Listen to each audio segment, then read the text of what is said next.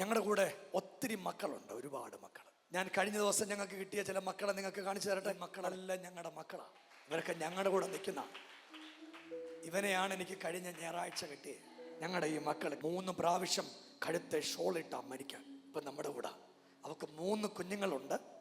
ഈ ആഴ്ച ആ 3 കുഞ്ഞുങ്ങളെ കൊണ്ടുവരാൻ പോവാ. അവരും എലോഹിമിന്റെ സന്തതിയായിട്ട് വളരാൻ പോവാ. ഇതാണ് എലോഹിം ചർച്ചിന്റെ ഏറ്റവും വലിയ ദൗത്യം. നമ്മൾ പറഞ്ഞിട്ട് പോവല്ല, അവരെ നമ്മുടെ കൂടെ ലിഫ്റ്റ് ചെയ്യുക.